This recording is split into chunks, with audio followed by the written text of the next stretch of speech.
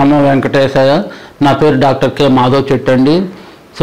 Assistant professor department of botany, Sri Venkateswara university, Tirupati. గత 28 సంవత్సరాలుగా ఈ మందు మొక్కల మీద రీసెర్చ్ చేస్తున్నాను.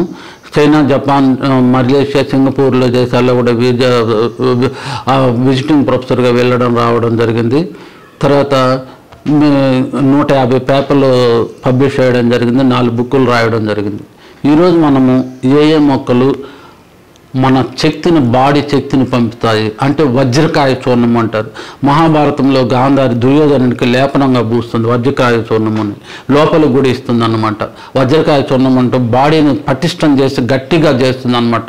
ఏ శక్తులు, ఏ వ్యాధులు రాకుండా చేస్తుంది అనమాట. అలాంటి వాటినే వజ్రకాయ చూర్ణం అంటారు. ఆ వజ్రకాయ చూర్ణాన్ని చూద్దాము. ఇది అన్నమాట దీన్ని వాడేది. దీంట్లో వైతాన్య స్వామిని అశ్వగంధ, పేరు లేని అది పెన్నేరుగడ్డని దీన్ని వాడతారు. అలాగే ఇది అలోవెరా, కూటి కలబంద వాడతారు. అలాగే ఇది గుడిచి అన్నమాట, టినోస్పోరా కార్డిపోలే తిప్పతీగ వాడతారు. అతిబల్ల యొక్క వేర్లు వాడతారు. శతావేరి యొక్క వేర్లను వాడతారు. దీంట్లో ఇవి అన్నమాట. ఏమేమి వాడతారు? అతిబల్ల యొక్క వేర్లు, తర్వాత శతావేరి యొక్క వేర్లు, తర్వాత తిప్పతీగ యొక్క కాండము, తర్వాత అలోవెరా చిప్స్, తర్వాత అశ్వగంధ, వీటిని అన్నిటిని చేసి ఈ విధంగా మనం పౌడర్ చేసుకుంటాం. దీన్నే వజ్రకాయ చూర్ణము అంటారు.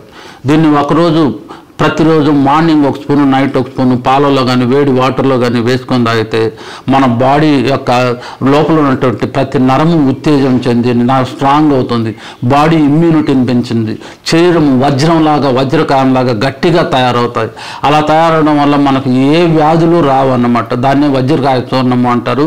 ఇది కానీ వాడారంటే మీ బాడీ దృఢత్వం పెంచుతుంది.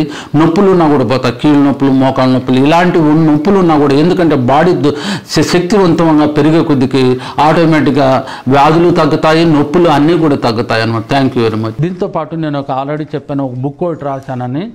దీన్నే flowering plants of Chittoor district, Andhra Pradesh అంటారు. చిత్తూరు డిస్టిక్లోని మందు మొక్కలు. దీంట్లో 2000 మొక్కలు ఉన్నాయి.